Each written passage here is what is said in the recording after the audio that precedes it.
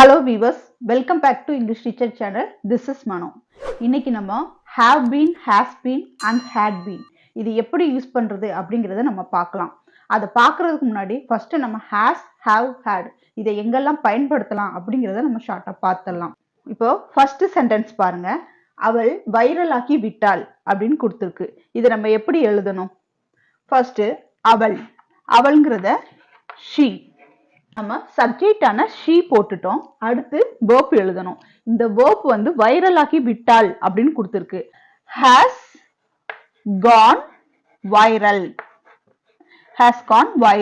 அப்படின்னு எழுதணும். Third பர்சனான singular வந்ததுனால நம்ம has யூஸ் பண்ணிருக்கிறோம். ஒருவேளை இங்க ஐன்னு இருந்தா நம்ம என்ன போடணும்? have போடணும். she has gone viral அவள் வைரல் ஆக்கி விட்டாள் அப்படிங்கறத நம்ம இந்த மாதிரி எழுதி இருக்கிறோம். இதே சென்டென்ஸ வேற மாதிரி எழுதலாம். she சப்ஜெக்ட் போட்டுட்டோம். இத அப்படியே எழுதலாம். ஆனா had போட்டு எழுதுறோம். had gone viral.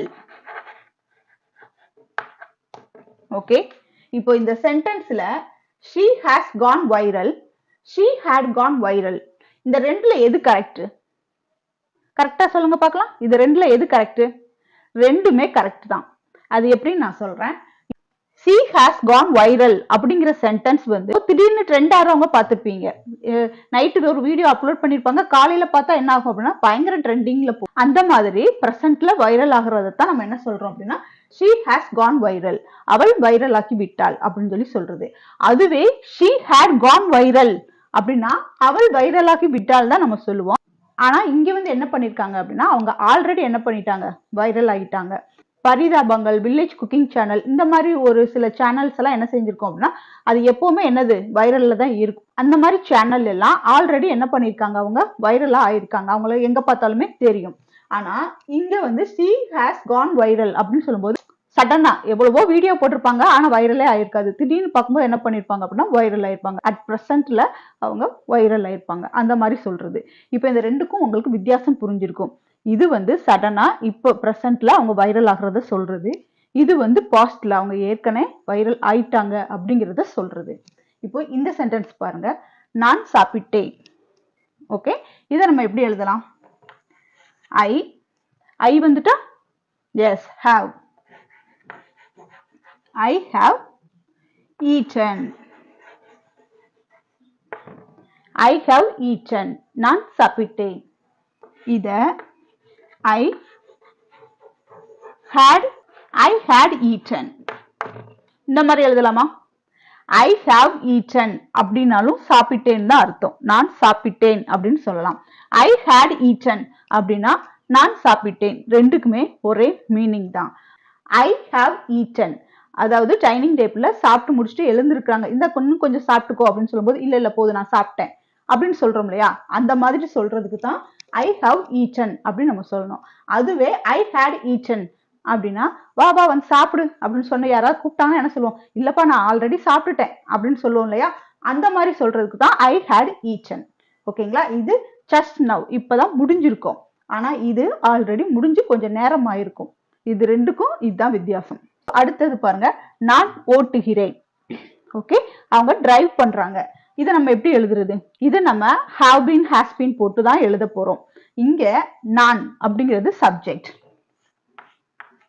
ஓட்டுகிறேன் இத வந்து have been. I have been driving. நான் ஓட்டுகிறேன் அப்படின்னு சொல்லும்போது I have been driving அப்படின்னு சொல்றோம். ஆனா இதையே நம்ம பாஸ்ட் டென்ஸா சொல்லும்போது ஓட்டுகிறேன் சொல்லக்கூடாது, ஓட்டினேன். நான் ஓட்டினேன் அப்படின்னு சொல்லணும். அப்படி சொல்லும்போது I had been.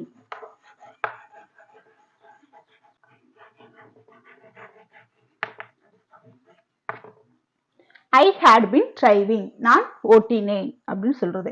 இங்க இந்த ரெண்டு சென்டென்ஸ் என்னன்னு பார்க்கலாம். I have been driving அப்படின்னு சொல்லும்போது இது வந்து present perfect continuous.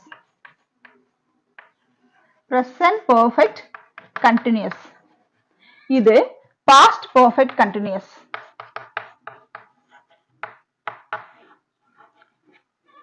ஓகேங்களா? இது present perfect continuous, அது past perfect continuous. இன்னைக்கு நம்ம பார்க்க போறது has been, have been and had been. ஒரு சென்டென்ஸை perfect continuous tenseல எப்படி யூஸ் பண்றது அப்படிங்கறத நம்ம பார்க்க போறோம். இப்போ இதை நம்ம ஒரு ஷார்ட்டா ஒரு ரிவ்யூ பார்த்துடலாம். ப்ரெசன்ட் பாஸ்ட் இது ரெண்டுக்கும் என்ன டிஃப்ரெண்ட் அப்படின்னு நம்ம பார்க்கலாம். ஃபஸ்ட்டு ப்ரெசன்ட் பர்ஃபெக்ட் டென்ஸுக்கு வேர்ப்பான ஹேஸ் அல்லது ஹாவ் போட்டு வெர்ப் 3 ஃபார்மேஷன் யூஸ் பண்ணணும். வெர்ப் 3 ஃபார்மேஷன்னா கோ, வெண்ட், கான் அப்படின்னு சொல்லுவாங்க. இப்போ நம்ம கான் யூஸ் பண்ணுறது தான் verb 3 formation. For example, she has gone viral. இங்கே ஹேஸ் கான் தான் வெர்ப். அடுத்து past perfect tense. Past perfect டென்ஸ்க்கு வெர்ப் வந்து ஹேட் போட்டு வெர்ப்போட தேர்ட் ஃபார்ம் யூஸ் பண்ணணும். அதாவது நம்ம ஏற்கனவே பார்த்த மாதிரி கோ, வெண்ட், கான்ங்கிறதுல கான் யூஸ் பண்ணுறது தான் third verb. For example, she had gone viral. இது ரெண்டுக்கான வித்தியாசத்தை நம்ம ஏற்கனவே வீடியோவில் பார்த்துட்டோம். இப்போ அடுத்ததுக்கு போகலாம். அடுத்தது ப்ரெசன்ட் பர்ஃபெக்ட் கண்டினியூஸ் டென்ஸ். இதுக்கு நம்ம வெர்ப் என்ன யூஸ் பண்ணணும் அப்படின்னா ஹேஸ் அல்லது ஹேவ் ப்ளஸ் பீன் யூஸ் பண்ணி வெர்ப்போட ஐஎன்ஜி யூஸ் பண்ணணும். For example, I have been driving. Past perfect கண்டினியூஸ்க்கு ஹேடோட பீனை யூஸ் பண்ணி வெர்ப் ப்ளஸ் ஐஎன்ஜி யூஸ் பண்ணணும். நம்ம வெர்ப்போட ஐஎன்ஜி யூஸ் பண்ணும்போது வெர்ப் ஃபார்மேஷன் வந்து வெர்ப் ஒன்னில் தான் இருக்கணும், அதாவது ப்ரெசன்ட் ஃபார்மில் தான் இருக்கணும். For example, I had been driving. First sentence பாருங்க, நான் பிரியாணி செய்தேன் அப்படின்னு சொல்லியிருக்காங்க. இந்த சென்டென்ஸை பார்த்தாலே நம்மளுக்கு புரிஞ்சிருச்சு இது என்ன டென்ஸ்ல இருக்கு அப்படின்னு கேட்டா பாஸ்ட் டென்ஸ், ஏற்கனவே நடந்து முடிஞ்ச விஷயத்தை தான் சொல்லியிருக்காங்க. நான் பிரியாணி செய்தேன். இப்போ இதை நம்ம மாத்திடலாமா? நான் அப்படின்னா ஐ, பிரியாணி செய்தேன் அப்படின்னு சொல்லியிருக்காங்க. இது ஒரு சிம்பிள் பாஸ்ட் டென்ஸ்ல தான் இருக்கு. அப்படி சிம்பிள் பாஸ்ட் டென்ஸ்ல இருக்கும்போது ஐ மேட் பிரியாணி.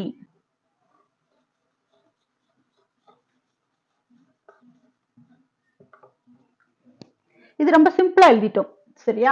நான் பிரியாணி செய்தேன் அப்படிங்கிறத ஐ மேட் பிரியாணி அப்படின்னு எழுதியிருக்கோம். இங்க ஐங்கிறது நான், செய்தேங்கிறது தான் மேடு போட்டிருக்கோம், பிரியாணினே போட்டுட்டோம், சரியா? இது ரொம்ப சிம்பிளா இருக்கு. இந்த மாதிரி சிம்பிளான சென்டென்ஸை நம்ம சிம்பிள் பாஸ்ட் டென்ஸ்னு சொல்லுவோம். ஓகேங்களா? இந்த சென்டென்ஸ் சிம்பிள் பாஸ்ட் டென்ஸ்ல இருக்கு. இப்போ அடுத்த சென்டென்ஸ் பாருங்க, நான் பிரியாணி செய்து கொண்டிருந்தேன் அப்படின்னு சொல்லியிருக்காங்க. ஸோ இந்த சென்டென்ஸ் வந்து இந்த கொண்டிருந்தேன் அப்படின்னு சொல்றது வந்து ஒரு கண்டினியூஸ் டென்ஸை குறிக்குது. இந்த சென்டென்ஸும் பாஸ்ட் டென்ஸ்ல தான் இருக்கு. ஆனா கொண்டிருந்தேங்கிற கண்டினியூஸ் சொல்றதுனால இது பாஸ்ட் கண்டினியூஸ்ல இருக்கு.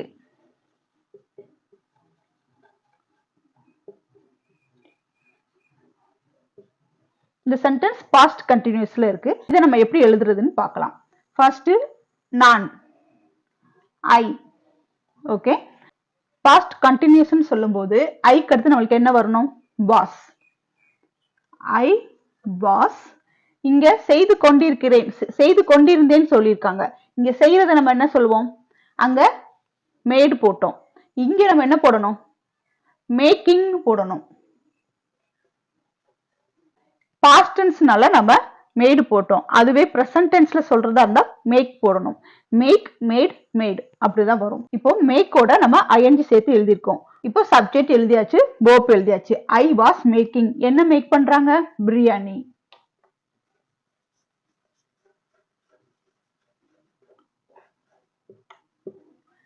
பிரியாணி மேக் பண்றாங்க. ஓகே, இப்போ நம்ம இதுல அடிஷனல் ஏதாவது சேர்த்து எழுதலாமா? என்ன எழுத போறோம் அப்படின்னா, அவர்கள் கூப்பிடும் போது நான் பிரியாணி சமைத்துக் கொண்டிருந்தேன், இல்ல நான் சமைத்துக் கொண்டிருந்த போது அவர்கள் கூப்பிட்டார்கள் அப்படின்னு எழுதலாம். அவர்கள் கூப்பிடும் போது. நான் பிரியாணி செய்து கொண்டிருந்தேன், அவர்கள் கூப்பிடும் போது அப்படின்னு நம்ம எழுதியிருக்கோம். இந்த மாதிரி சென்டென்ஸை எக்ஸ்டெண்ட் பண்ணும்போது, ஒரு ஷார்ட்டான சென்டென்ஸை லாங்கா நம்ம எடுத்துட்டு போகும்போது அதை கனெக்ட் பண்றதுக்கு, ஸோ ரெண்டு சப்ஜெக்ட் நம்ம இணைக்கணும்னா அதுக்கு ஒரு கனெக்டிங் வேர்டு தேவை. இங்க போது அப்படின்னு கொடுத்துருக்காங்க இல்லையா? ஸோ நம்ம இங்க வென் யூஸ் பண்ணணும். வென். சப்ஜெக்ட் என்னது? அவர்கள். So they. கூப்பிடுறத நம்ம என்ன சொல்வோம்? கூப்பிடுறத கால்டு. ஏன்னா இது பாஸ்ட் டென்ஸ்ல தான் இருக்கு. இது சிம்பிள் பாஸ்ட்ல இருக்கு. அதுவே இந்த சென்டென்ஸ் பாஸ்ட் கண்டினியூஸ்ல இருக்குது. நான் பிரியாணி செய்து கொண்டிருந்தேன் அவர்கள் கூப்பிடும் போது அப்படிங்கிறத I was making biryani when they called அப்படின்னு நம்ம எழுதியிருக்கோம். ஒரு சென்டென்ஸை லாங் ஆக்குறது பெரிய விஷயமே கிடையாது. ஒரு ஷார்ட்டான சென்டென்ஸ்ல இருந்து நம்ம வேர்டை எக்ஸ்டெண்ட் பண்ணி எழுதிட்டே போகும்போது அது ஒரு லாங் சென்டென்ஸா மாறிடுது. இப்போ நெக்ஸ்ட் சென்டென்ஸ் பாருங்க. நான் பிரியாணி செய்து விட்டேன். ஓகே, இதுவும் பாஸ்ட்ல தான் இருக்கு. ஆனா இது என்ன பாஸ்ட்ல இருக்கு அப்படின்னா பர்ஃபெக்ட் பாஸ்ட்ல இருக்கு. அப்போ இந்த சென்டென்ஸ் வந்து என்ன அப்படின்னா பாஸ்ட் பர்ஃபெக்ட். ஒரு சென்டென்ஸை பர்ஃபெக்டா பேசுறதுக்கு நம்ம இது யூஸ் பண்றோம். சிம்பிளா பேசுறதுக்கு நம்ம சிம்பிள் பாஸ்ட் யூஸ் பண்ணோம். அதே பாஸ்ட்டை இன்னும் பர்ஃபெக்டா நம்ம மேக் பண்ணணும்னா இந்த மாதிரி பர்ஃபெக்ட் டென்ஸையும் நம்ம யூஸ் பண்ணணும். இப்போ நான் பிரியாணி செய்து விட்டேன். நம்மளுக்கு பர்ஃபெக்ட் டென்ஸ்னாலே டக்குன்னு ஞாபகம் வர்றது என்ன அப்படின்னா ஹேஸ், ஹேவ் அண்ட் ஹேட் இதுதான் வரும். இங்க பாஸ்ட் கொடுத்துருக்கிறதுனால ஹேஸுக்கும் ஹேவுக்கும் வேலை கிடையாது. அப்ப நம்ம என்ன யூஸ் பண்ண போறோம்? ஹேட் தான் யூஸ் பண்ண போறோம். ஐ ஹேட். இதுக்கடுத்து நம்ம மேக்கிங் யூஸ் பண்ண போறது கிடையாது. இந்த verb எப்படி இருக்கும்? present, past, past participle உள்ள verb தான் நம்ம யூஸ் பண்ணணும். மேக், மேட், மேட் அப்படின்னு தான் நம்ம சொல்லுவோம். ஸோ நம்ம இங்க என்ன வரணும்? மேட். ஐ ஹேட் மேட் என்ன பண்றாங்க? பிரியாணி.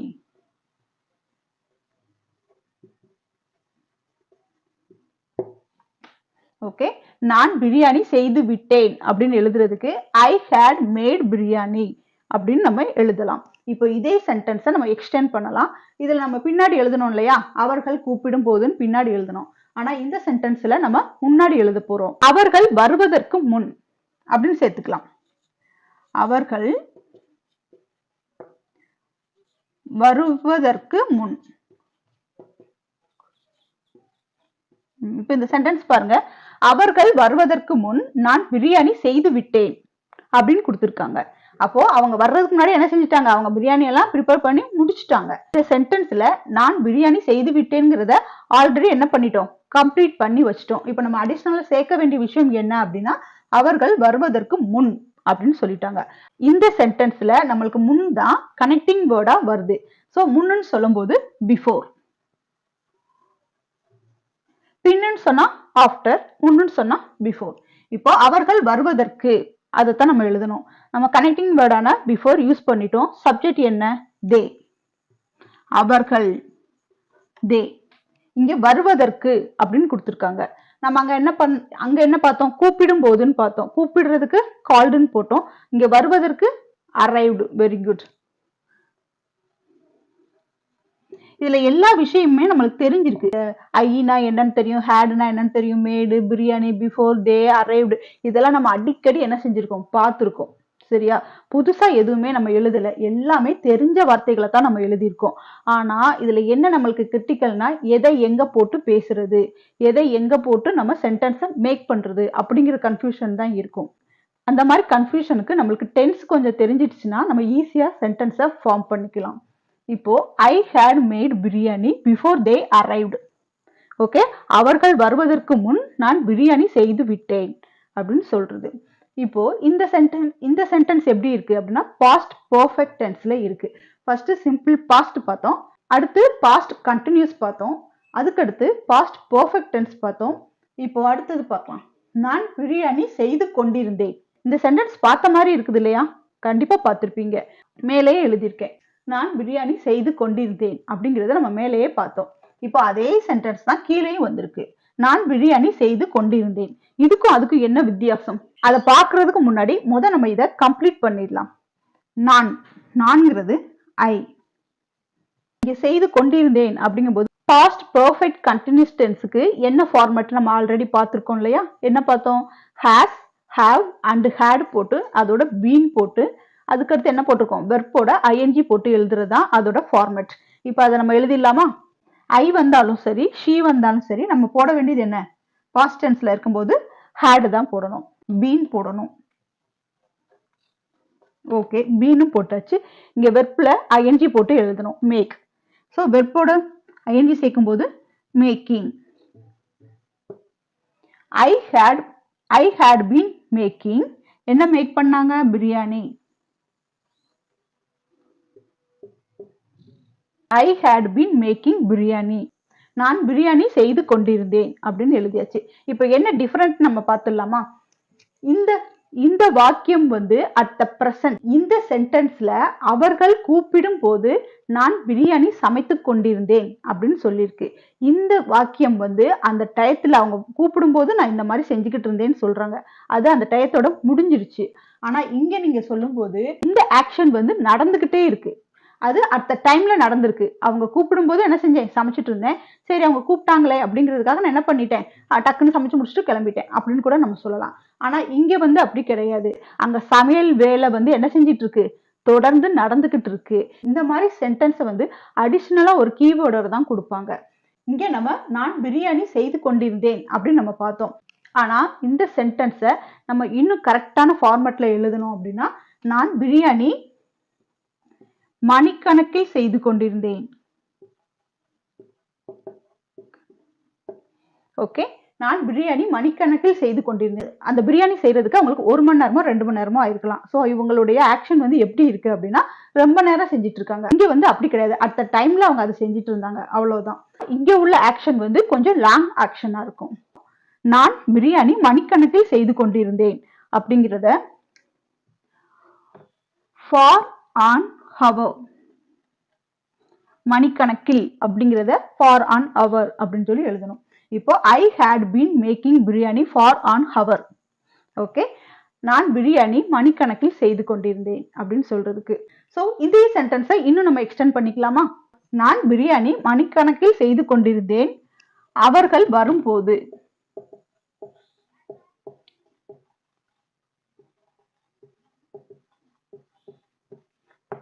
ஸோ அவர்கள் வரும்போது நான் மணிக்கணக்கில் என்ன செஞ்சுட்டு இருந்தேன்? பிரியாணி செஞ்சுட்டு இருந்தேன். ஸோ அவங்க வர்றதுக்கு முன்னாடியும் செஞ்சிருக்காங்க, அவங்க வந்த டைமும் செஞ்சிருக்காங்க, அவங்க வந்து கொஞ்ச நேரம் கழிச்சு அவங்க என்ன செஞ்சிருக்காங்க? பிரியாணியும் செஞ்சிருக்காங்க.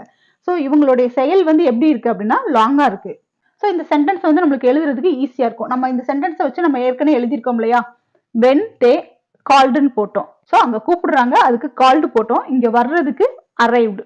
அவ்வளவுதான் வித்தியாசம். இதை நம்ம ஈஸியா எழுதிடலாம். When they arrived. ஓகே, இப்போ இந்த சென்டென்ஸ் எல்லாமே பாஸ்ட்ல தான் இருக்கு. ஒரு சிம்பிளா சென்டென்ஸை எப்படி மேக் பண்றதுன்னா அதுக்கு சிம்பிள் பாஸ்ட் இருக்கு. அதுவே ஒரு சென்டென்ஸ் வந்து ஒரு கண்டினியூஸா இருக்கு, கொஞ்ச நேரம் நடக்குது அப்படிங்கும்போது நம்ம பாஸ்ட் கண்டினியூஸ் யூஸ் பண்ணோம். பாஸ்ட் பர்ஃபெக்ட் வந்து நம்ம சிம்பிள் பாஸ்ட் பார்த்தோம் இல்லையா? அதை இன்னும் பர்ஃபெக்டா சொல்லணும்னா பாஸ்ட் பர்ஃபெக்ட் யூஸ் பண்ணலாம். அதுவே நீங்க பாஸ்ட் கண்டினியூஸ் நம்ம பார்த்தோம் இல்லையா? அதையே இன்னும் பர்ஃபெக்டா கண்டினியூஸ்ல சொல்லணும் அப்படின்னா பாஸ்ட் பர்ஃபெக்ட் கண்டினியூஸ் இருக்கு. இதை நீங்க ஒன்னோட ஒன்னு ரிலேட்டட் பண்ணி பேசும்போது இல்ல எழுதி பார்க்கும்போது உங்களுக்கு அந்த சென்டென்ஸ் மேக்கிங் வந்து பண்றது ரொம்ப ஈஸியானதா இருக்கும். இது எல்லாமே பாஸ்ட் டென்ஸ்ல இருக்கு. இதையே நம்ம பிரசன்ட் டென்ஸ்ல எழுதலாமா? நான் பிரியாணி செய்தேன் அப்படிங்கிறது சிம்பிள் பாஸ்ட். அதுவே நீங்க பிரசன்ட்ல சொல்றதா இருந்தா நான் பிரியாணி செய்கிறேன் அப்படின்னு சொல்லணும்.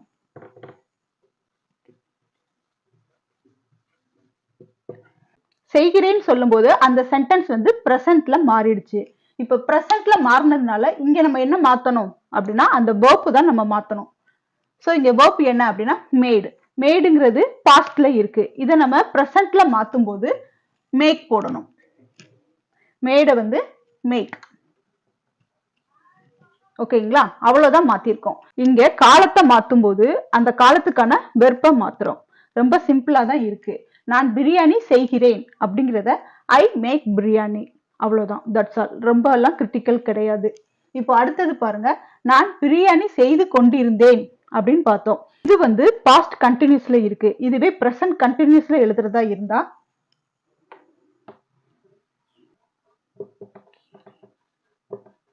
நான் பிரியாணி செய்து கொண்டிருக்கிறேன் அப்படிங்கிறது பிரசன்ட் கண்டினியூஸ் டென்ஸ். இப்படி பிரசன்ட் கண்டினியூஸ் டென்ஸ்ல வரும்போது ஐக்கு அடுத்து நம்மளுக்கு என்ன வரணும்? வாஸ் வரக்கூடாது. என்ன வரணும்? யோசிங்க. எஸ், ஆம் வரணும். ஐ am making. I am making biryani. நான் பிரியாணி செய்து கொண்டிருக்கிறேன் அப்படிங்கிறதுக்கு இந்த மாதிரி எழுதணும். அடிஷனலா என்ன எழுதியிருக்கோம் அப்படின்னா அவர்கள் கூப்பிடும் போதுன்னு பாஸ்ட்ல எழுதியிருக்கோம். நீங்க பாஸ்ட்ல எழுதுறதா இருந்தா when they called-ன்னு தான் போடணும். ஒருவேளை நீங்க ரெண்டுமே பிரசன்ட்ல எழுதணும்னு நினைச்சீங்கன்னா அவர்கள் கூப்பிடும் போது அப்படிங்கறத நம்ம என்ன எழுதணும்? கால்ட். கால். அவர்கள் கூப்பிடும் போது வந்து நம்ம கால் மட்டும் எழுதினா போதும். நான் பிரியாணி செய்து கொண்டிருந்தேன் அவர்கள் கூப்பிடும் போது. I am making biryani when they call மட்டும் எழுதுனா போதும். அவ்வளவுதான். இந்த சென்டென்ஸ் வந்து எப்படி இருக்கு? ரொம்ப சிம்பிளா இருக்கு. நம்ம வேற எதையுமே மாத்தல. அந்த வெர்போட ஃபார்மேஷனை தான் நம்ம மாத்திருக்கோம். இங்க வாசன் இருந்ததை ஆம்னு போட்டிருக்கோம், இங்க கால்டுன்னு இருந்ததை கால் போட்டிருக்கோம். ஓகே, வேற ஒண்ணுமே நம்ம மாத்தல. இப்போ நெக்ஸ்ட் சென்டென்ஸ் பாருங்க. இது எப்படி இருக்கு அப்படின்னா பாஸ்ட் பெர்ஃபெக்ட்ல இருக்கு. இதை நம்ம பிரசன்ட் பெர்ஃபெக்ட்டுக்கு மாத்தணும். பிரசன்ட் பெர்ஃபெக்ட் டென்ஸ்க்கு நம்ம ஏதாவது மாத்த போறோமான்னு கேட்டா மாத்த மாட்டோம். நான் பிரியாணி செய்து விட்டேன் அப்படிங்கிறது இங்க பிரசன்ட் பெர்ஃபெக்ட் டென்ஸ் தான். அது எப்படின்னா இந்த சென்டென்ஸ் வந்து எப்படி இருக்கு அப்படின்னா பாஸ்ட்ல ஆரம்பிச்சு அட் த பிரசன்ட் வரைக்கும் நடந்திருக்கு. தமிழ்ல தான் ஒரே மாதிரி இருக்கு, ஆனா இங்கிலீஷ்ல எழுதும் போது பிரசன்ட்க்கு என்ன வேர்ப் வருமோ அதைத்தான் நம்ம போடணும். ஸோ நம்ம இங்க என்ன போடணும்? ஹேடுக்கு பதிலா ஹாவ் போடணும். Yes, I have made biryani, நான் பிரியாணி செய்து விட்டேன். ஸோ அவங்க இப்ப பிரசன்ட்ல முடிச்சிருக்கிறாங்க அந்த விஷயத்த. பாஸ்ட்ல இருந்து ஆரம்பிச்சு இப்பதான் அந்த பிரியாணியை செஞ்சு முடிச்சிருக்காங்கன்னு. சென்டென்ஸ் வந்து அவர்கள் வருவதற்கு முன் நான் பிரியாணி செய்து விட்டேன் அப்படிங்கிறது. இது ரெண்டுமே நம்ம பிரசன்ட்ல எழுதுறதா இருந்தா ஐ have made biryani before they arrive மட்டும் போட்டா போதும், அரைவ்டு தேவையில்லை. ஒண்ணு வந்து தே அரைவ் வந்து சிம்பிள் பிரசன்ட்ல இருக்குது, அதுவே தே ஹாவ் மேட் பிரியாணி வந்து பிரசன்ட் பெர்ஃபெக்ட் டென்ஸ்ல இருக்கு. ஓகேங்களா? ஒன்னு பிரசன்ட்ல இருக்கு, இன்னொன்னு பிரசன்ட் பெர்ஃபெக்ட் டென்ஸ்ல இருக்கு. நம்ம வந்து அந்த காலத்துக்கு ஏத்த மாதிரி என்ன செஞ்சுக்கணும்? அந்த வெர்பை வந்து மாத்தி எழுதிக்கணும். இப்ப நெக்ஸ்ட் சென்டென்ஸ் பாருங்க. நான் பிரியாணி மணிக்கணக்கில் செய்து கொண்டிருந்தேன் அப்படின்னு சொல்லி எழுதியிருக்கிறாங்க. இதுவே நம்ம பிரசன்ட்ல, இது வந்து பாஸ்ட்ல இருக்கு, இதுவே நம்ம பிரசன்ட்ல எழுதுறதா என்ன செய்யணும்? நான் பிரியாணி மணிக்கணக்கில் செய்து கொண்டிருக்கிறேன். ஓகே, கொண்டிருக்கிறேன் அப்படின்னு நம்ம எழுதும் போது அந்த சென்டென்ஸ் வந்து எப்படி இருக்கு? பிரசன்ட் பெர்ஃபெக்ட் கண்டினியூஸ் டென்ஸா மாறுது. சோ நம்ம இதுல மாத்த வேண்டிய விஷயம் என்ன அப்படின்னு கேட்டா ஐ ஹேட் பீன் மேக்கிங் பிரியாணி. இந்த சென்டென்ஸ்ல நம்ம மாத்த வேண்டியது ஒரே ஒரு வேர்டு தான். என்ன? எஸ், ஹேடுக்கு பதிலா நம்ம என்ன எழுதணும்? ஹாவ் எழுதணும். ஓகே, இங்க நம்ம என்ன எழுதணும்? கொண்டிருக்கிறேன், கொண்டிருந்தேன்ங்கிறத கொண்டிருக்கிறேன்னு மாத்தணும். இங்க ஐ ஹேட் பீன்ங்கிறத ஐ ஹாவ் பீன் மாத்துறோம். அவ்வளவுதான். ஓகே, சிம்பிளா இருக்கா? ஐ have been making biryani for an hour. நான் பிரியாணி மணிக்கணக்கில் செய்து கொண்டிருக்கிறேன் அப்படின்னு எழுதியிருக்கோம். அவர்கள் வரும்போது, ஓகே, அவர்கள் வரும்போது அப்படிங்கும்போது when they arrived அது பாஸ்ட்ல இருக்கு, அதுவே when they arrive ஒருத்தவங்க வீட்டுக்கு வந்துகிட்டு இருக்காங்க, வரும்போது நான் என்ன செஞ்சுட்டு இருக்கேன்? மணிக்கணக்குல பிரியாணி செஞ்சுட்டு இருக்கேன். ஓகே, அந்த மாதிரி சொல்றதுக்கு இதை நம்ம பயன்படுத்தலாம். நான் பிரியாணி மணிக்கணக்கில் செய்து கொண்டிருக்கிறேன் அவர்கள் வரும்போது அப்படிங்கிறத ஐ have been making biryani for an hour when they arrive. Okay, இந்த மாதிரி வாக்கியங்கள், அதாவது டென்ஸை வச்சு நீங்க பயன்படுத்துற வாக்கியங்கள் எல்லாம் நீங்க யூஸ் பண்றதா இருந்தா ஃபர்ஸ்ட் டென்ஸுக்கான ஷார்ட்டை நீங்க பாத்துக்கணும். எந்த மாதிரி எல்லாம் வேர்ப் யூஸ் பண்ணிருக்காங்க, பாஸ்ட்டுக்கு என்ன யூஸ் பண்ணிருக்காங்க, பிரசன்ட்டுக்கு என்ன யூஸ் பண்ணிருக்காங்க, கண்டினியூஸ்னா என்ன யூஸ் பண்ணிருக்காங்கன்னா அந்த ஷார்ட் நோட் உங்களுக்கு தெரிஞ்சாலே நீங்க இந்த சென்டென்ஸை மேக் பண்றது ரொம்ப ஈஸியா இருக்கும். அந்த ஷார்ட் நோட்டை உங்களுக்கு ரொம்ப ஷார்ட்டா நான் உங்களுக்கு சொல்றேன். ப்ரெசன்ட் பாஸ்ட் இதுக்கு ரெண்டுக்கும் என்ன வித்தியாசம் அப்படிங்கிறத நம்ம பார்க்கலாம். First simple present. சிம்பிள் ப்ரெசண்ட்டுக்கு subject plus verb one plus object. For example he plays cricket.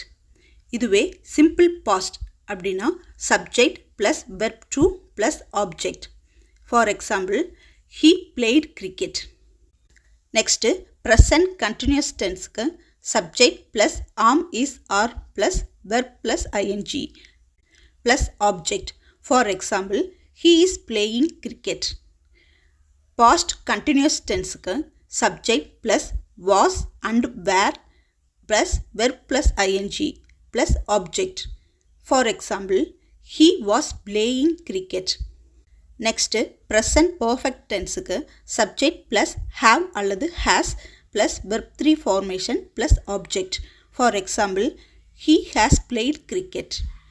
இதுவே past perfect tenseக்கு subject plus had plus verb 3 formation plus object.